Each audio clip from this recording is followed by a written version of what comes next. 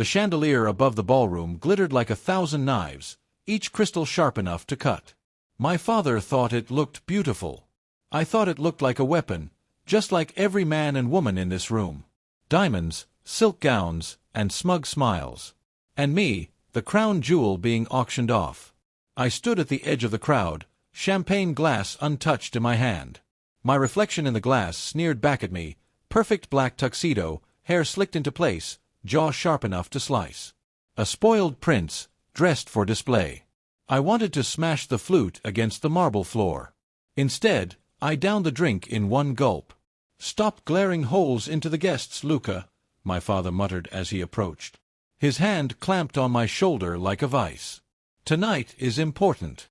"Important for you," I shot back. "Not for me. Unless you consider selling your only son like cattle a family milestone." His jaw tightened. "This marriage will secure our power. You'll learn to appreciate it." I laughed bitterly. "Oh, I'll appreciate it, all right, every time I imagine poisoning my own champagne." His grip dug in harder. "Behave." That was when I felt it, the weight of a stare. I turned, and there he was. Adrian Moretti, the heir of the most ruthless mafia family in Italy. Tall, broad-shouldered, built like the devil himself had carved him to intimidate lesser men. His suit fit like armor, black on black, his tie pinned with a subtle silver crest. But it was his eyes that froze me in place, storm gray, cold, burning with a possessiveness that made my skin prickle. Our gazes locked across the ballroom. The crowd blurred away, swallowed whole by that single merciless stare. And I hated him immediately. Not because he was dangerous. Not because he was beautiful in a brutal, devastating way. But because he looked at me like I was already his. I snapped my eyes away, jaw tight. Not his. Not now, not ever. Minutes later, the announcement came. Tonight, we celebrate the engagement of Luca Romano and Adrian Moretti, uniting two powerful families as one. Applause thundered. Champagne glasses lifted. My father's hand squeezed my shoulder like a man claiming victory. I smiled for the crowd, all teeth and venom. Then I leaned close to whisper, "Enjoy your empire, father. Because I'll burn it down before I let him cage me." When Adrian finally crossed the room to greet me, I refused to stand. He towered over me anyway, casting me in shadow. His hand extended, palm open, commanding. I didn't take it. Instead, I smirked, leaning back in my chair. "Congratulations, Moretti. You've just bought yourself the most expensive mistake of your life." For the first time, his lips curved. Not into a smile, but something darker. A promise. "Try to run, Luca," he murmured, voice low enough that only I could hear. "See how far you get before I drag you back." My skin burned. My heart hammered. But I smirked anyway, lifting another glass of champagne. "Cheers to my new jailer." The crowd clapped louder. My father beamed. Adrian's hand lowered, his eyes never leaving mine. "And me?" I made a silent vow. I would fight this marriage with every spoiled, stubborn bone in my body. Even if it killed me. If hell had an address, I was pretty sure I had just been delivered to it in a sleek black limousine. The car rolled up the long, tree-lined driveway, iron gates shutting behind us like the jaws of a beast. Ahead, Adrian's mansion, or palazzo, as I'm sure he and his terrifyingly traditional family like to call it, rose from the earth like something out of a Gothic nightmare. All sharp angles, black stone, high windows, and too many guards with earpieces who looked at me like they'd happily snap my neck if Adrian gave the order. "Charming," I muttered, slumping further into my seat. My suitcase sat beside me, more expensive than most people's cars, stuffed with clothes I had picked just to annoy him. Bright silks, fur-trimmed jackets, designer shoes in screaming colors. If I was going to be caged, I'd be the loudest, flashiest bird this prison had ever seen. The driver opened my door. I stepped out, tilting my chin up, surveying the monstrous estate with a brat's perfected scorn. Adrian was waiting for me on the steps. Of course he was. Towering, broad, the very image of a man who thought the world was his to own. His suit jacket was off now, his shirt sleeves rolled to the elbows, showcasing strong forearms corded with veins. He looked more like a soldier than an heir, hard edges carved into every line of him. And damn it all, he was even more intimidating in daylight. "Welcome home," he said smoothly, voice deep enough to curl low in my stomach. I clicked my tongue. Home. That's a generous word for a mausoleum. His eyes flickered, annoyance, amusement, something darker. Inside. Ah, so soon. And here I thought we'd have champagne on the steps while you recited the house rules like a proper tyrant. His jaw tightened, but he didn't rise to the bait. Instead, he turned and strode into the mansion, fully expecting me to follow. I didn't. I stood there, basking in the audacity of disobedience, knowing full well he'd notice. And oh, he did. Adrian paused at the doorway, glancing back over his shoulder. His gray eyes pinned me where I stood. Not a word, not a twitch of expression, just pure command radiating off him. My pulse kicked up in my throat. Still, I smirked. What? No, please. Don't tell me the great Adrian Moretti forgot his manners. The guards shifted, watching the tension snap between us. For a second, I thought Adrian would cross the distance and drag me inside like a misbehaving child. Instead, he simply turned again and walked in. I waited 3 beats, then followed, because let's face it, I wasn't ready to test just how far his patience stretched. Not yet. The interior of the mansion was worse than the outside. Vaulted ceilings, chandeliers, endless halls lined with oil paintings of men who looked just as severe as Adrian. Cold. Imposing. Suffocating. I let my voice carry as I walked, heels clicking dramatically against the marble. Well, congratulations, Moretti. You've outdone yourself. I always dreamed of being trapped in a haunted museum. Adrian didn't respond. He simply led me through corridors until we reached a set of double doors. He pushed them open, revealing a suite larger than most apartments. "This will be yours," he said. I sauntered in, tossing my bag onto the pristine bedspread. "How generous! You're letting me have a whole wing to myself. Should I kneel in gratitude?" His eyes sharpened. "You will show respect in this house." I barked a laugh, sprawling onto the bed with deliberate carelessness. "Respect? Sweetheart, I barely respect my own father. What makes you think you deserve any?" That did it. He was across the room in 2 long strides, looming over me, his shadow spilling across my body. I tilted my head back to meet his glare, refusing to flinch. "You'll learn," he said softly. "Dangerous. One way or another." My throat went dry, but I forced a lazy smirk. "I'm a fast learner. Too bad I'm not interested in the curriculum." His gaze dragged down my face, over my chest, lingering too long before he finally pulled back. He straightened, adjusting his cuffs like I was already dismissed. "You'll dress appropriately for dinner. 6 o'clock. I rolled onto my side, giving him my back. "Maybe I'll come. Maybe I won't." The silence that followed was thick, heavy, coiled like a storm. And then the door shut behind him. Later, I wandered the halls, more to test boundaries than because I cared about the architecture. The staff avoided me, until one didn't. A young man, maybe a year older than me, carrying a tray of flowers. He nearly tripped when he saw me, bowing his head quickly.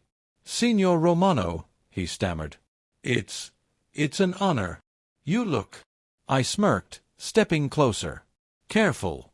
Flattery works too well on me." He flushed, clearly flustered by my boldness. And maybe I leaned in just a little too much, enjoying the effect I had. That's when I felt it. The air shifted, sharp and dangerous. Adrian. I didn't even have to turn to know he was there, standing at the end of the corridor like death itself had come to collect. The servant went pale, eyes darting between us. Adrian's gaze was locked on me, and the poor boy who had dared to compliment me. "Leave," Adrian ordered. His voice was quiet, but it hit like a gunshot. The boy scurried away, nearly dropping his tray in the process. I raised an eyebrow, folding my arms. Was that necessary? He was just being polite. Adrian stalked closer, eyes burning. "He looked at you." I scoffed. "So what? Am I not allowed to be looked at now?" He stopped a breath away, towering over me, every line of his body coiled tight. No one touches what's mine. Something in me stuttered, fear, anger, something hotter I refused to name. I tipped my chin up defiantly. Correction, I'm not yours. And if I want someone to look at me, or touch me, I'll damn well let them. His hand slammed against the wall beside my head. The sound cracked through the hall. I froze, heart hammering as he leaned in, his breath brushing my ear. "Try it," he whispered. "See how long they live." A shiver shot down my spine. My pulse roared in my ears. But I forced a laugh, even as my voice wavered. "Possessive much? You might want to get a therapist for that." His lips curled, not quite a smile. "Why would I need therapy, when I have you to break instead?"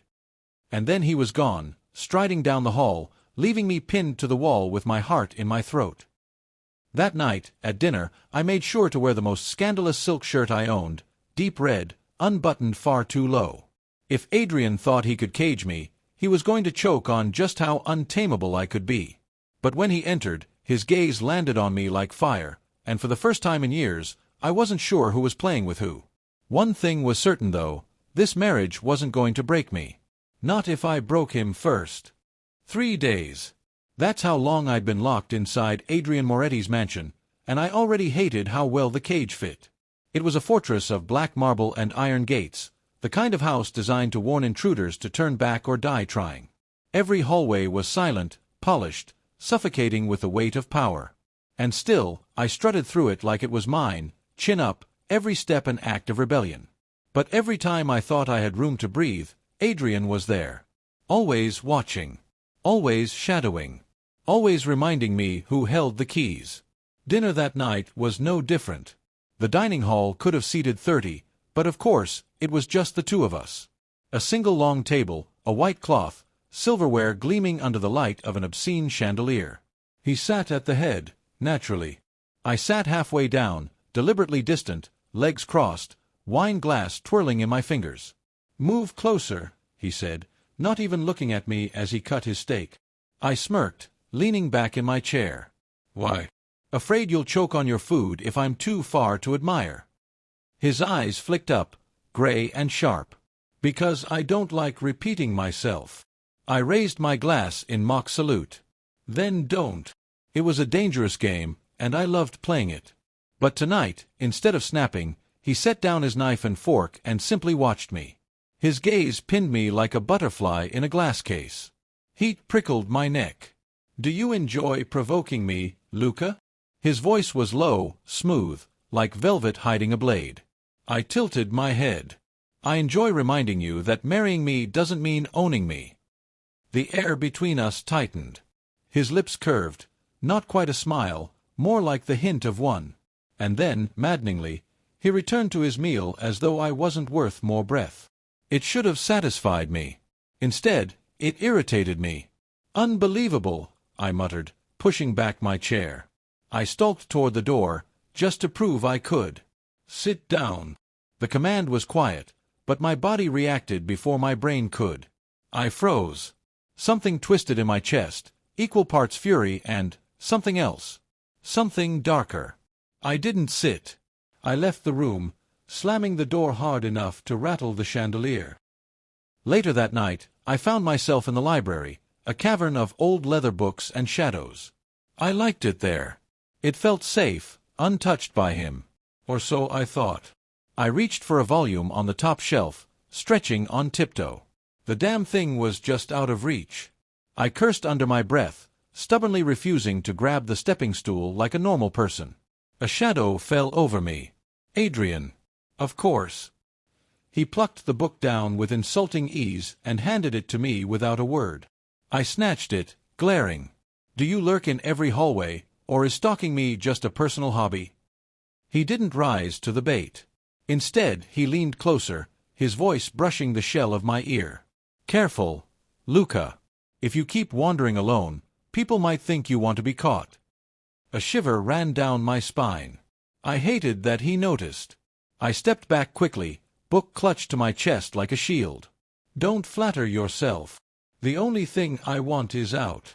For a moment, his mask slipped. Something flickered in his eyes. Not anger, but something rawer. Sadness, almost. It unsettled me more than his threats.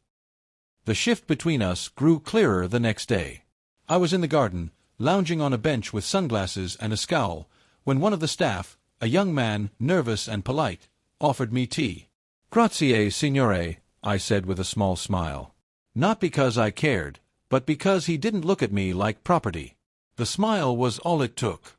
Adrian appeared out of nowhere, hand clamping down on the poor boy's shoulder with enough force to make him wince. "Leave." The staff member stammered and fled, nearly tripping over himself in his hurry. I shot to my feet, furious. "What the hell is wrong with you?" Adrian's gaze snapped to me, stormy and dangerous. "Don't smile at anyone like that again." My jaw dropped. "Are you insane? He brought me tea.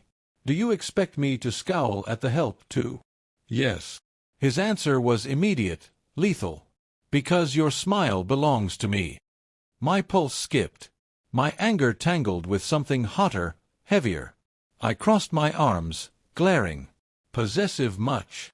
His mouth curved. Completely. I hated the way my stomach flipped. I hated the way heat licked down my spine at the intensity in his eyes. Most of all, I hated that a part of me wanted to test him further. That night, the walls between us cracked again.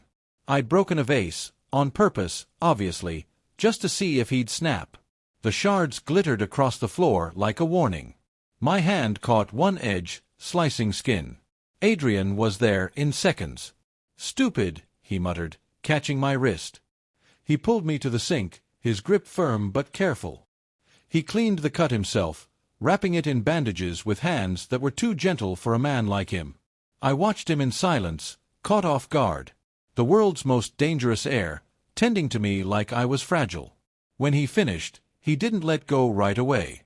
His thumb brushed over my bandaged skin. His eyes lifted to mine, close enough that I felt his breath. Something swelled in my chest, sharp and terrifying. "I don't need your help," I whispered, though my voice betrayed me. His lips curved slightly. "Maybe not. But you'll take it." For once, I had no snarky reply.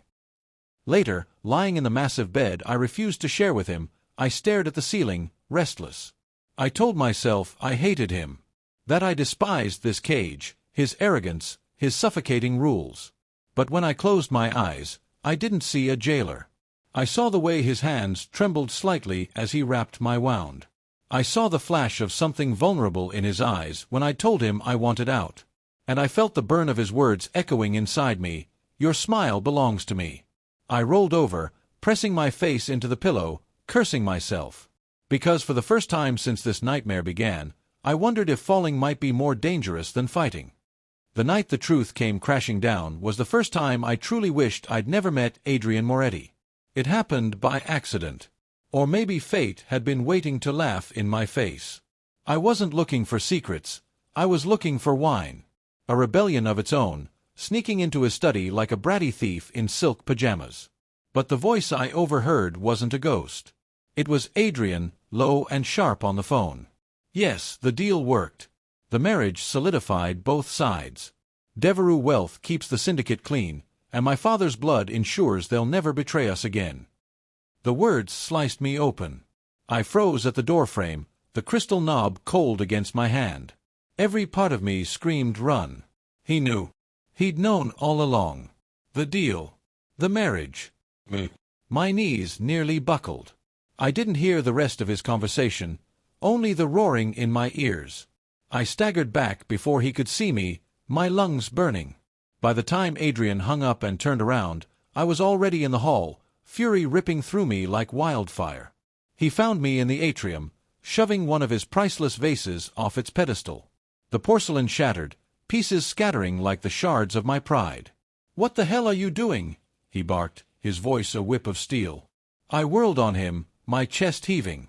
"Don't you dare act like you don't know." His brow furrowed, but he didn't look surprised. "That hurt worse." "You used me," I spat. My throat burned with the taste of bile and betrayal. "You let me believe you hated this marriage as much as I did. You let me," my voice cracked, "fall for you, while all along you knew it was just a deal." Luca! Don't say my name like you care. I screamed, my hands trembling. This whole marriage, this cage, it was never about me. It was about money, power, blood. Wasn't it? He didn't answer right away. His silence was worse than any confession.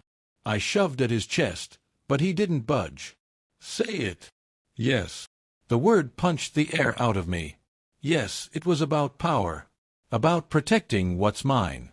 About ensuring no one can touch you without consequence. His eyes blazed, a storm of fury and desperation. But don't you dare think for 1 second it was just that. Because somewhere along the way, I stopped caring about the empire, Luca. I cared about you. A hollow laugh ripped out of me. You expect me to believe that? After all your chains, all your orders, your damn possessiveness? You never wanted me. You wanted control. He stepped forward, voice rough. I wanted to protect you. From what? From yourself. From the world. Newsflash, Adrian, I don't need saving. My voice cracked on the last word, because deep down, I wasn't sure it was true. His jaw tightened. No, you need the truth. And you need me. I slapped him. My palm stung, but it wasn't enough to silence the ache clawing through me. You don't get to decide what I need. For the first time since I'd known him, Adrian didn't react with rage. He didn't grab my wrist or pin me against a wall. He just stood there, taking it, like he deserved every ounce of my fury. And that was worse. I ran. Not out of the mansion. Guards would have stopped me, but through the garden, the cold night air cutting at my skin. My chest felt hollow, my body buzzing with grief I couldn't contain. I ended up by the fountain, collapsing against the stone edge. My reflection trembled in the water, pale and furious and so tired. I hated him. I hated him for the lies, for the secrets, for making me believe I was more than a pawn. But God, I hated myself more, for still wanting him even now. I dragged a hand down my face, biting back a sob. You idiot, Luca, I muttered to myself. You absolute fool. You're not a fool. His voice came from the shadows, low and rough. He'd followed me, of course. Adrian always followed, always found me. Go away, I snapped, not lifting my head. No. I looked up, my eyes blazing. I said go away. He stepped into the moonlight, his face carved with something rawer than I'd ever seen on him. Not anger. Not power. Something close to pain. You think I don't hate myself for keeping it from you? His voice cracked at the edges. I thought if you knew the truth, you'd never look at me again. I thought if I could just hold on, maybe you'd stay, not because of the contract, but because of me. My breath hitched. His words shouldn't have mattered. They shouldn't have made the ache sharper. You don't understand, I whispered. You broke me. You took away my choice. I don't even know what's real anymore. He moved closer, crouching so he was level with me. The size difference loomed, but for once, it didn't feel suffocating. This, he murmured, placing his hand over his chest, is real. Every time I look at you, every time I hear your voice, every time I want to tear apart anyone who even breathes wrong in your direction, it's real. I wanted to push him away. I wanted to scream again. But the tears blurred my vision, and my body betrayed me, leaning into the gravity that was Adrian Moretti. You make me sick, I whispered. And you make me human, he answered. The silence that followed was brutal, charged with everything we hadn't said. My heart thrashed against my ribs. Finally, I rasped, I can't forgive you. Not now. He nodded, as if he'd expected it. Then don't. Hate me. Break every vase in the house. Scream at me until your throat bleeds. But don't walk away, Luca. Don't leave me. My lip trembled. God help me, I wanted to stay. You lied, I said again, softer this time. And I'll spend the rest of my life proving the only truth that matters. His hand reached for mine, hesitant, as if he knew I could shatter him with a single rejection. That I love you. The words should have been a bomb, but they were a blade. Because they echoed everything I'd been terrified to admit to myself. I hate you, I whispered. I hate you so much. His grip tightened on my hand. Then hate me here. With me. Always. Something in me snapped. The dam broke. I sobbed, raw and guttural, and Adrian pulled me into his chest. I should have fought him, clawed at him, shoved him away. Instead, I clung, because in that moment, I hated him and loved him in equal measure, and I couldn't tell where one ended and the other began. We stayed like that for what felt like hours, until the night softened and my fury dulled into exhaustion. When I finally pulled back, my voice was hoarse. If I stay, it's not because of your empire, or your name, or this damned contract. His eyes searched mine, desperate, burning. Then why? Because despite everything, my throat closed, but I forced the words out. I love you, you infuriating bastard. His breath caught. For the first time, Adrian Moretti looked undone. I smirked through my tears. But if you ever lie to me again, I swear I'll burn this mansion to the ground. A low, rough laugh escaped him, his forehead pressing to mine. Fair enough. And then he kissed me. It wasn't like our other kisses, angry, possessive, meant to dominate. This one was raw, trembling, desperate. A promise sealed not by power but by truth. When we finally pulled apart, my chest no longer felt like a cage. For the first time since this nightmare began, I wasn't trapped. I was home. They say forced marriages are cages, prisons of duty and politics. Maybe ours began that way. But as I watched Adrian across the breakfast table days later, his hair mussed, his shirt unbuttoned, his eyes softer when they landed on me, I realized something. The cage wasn't real anymore. Because he wasn't holding me prisoner. He was holding me close. And I was never letting go.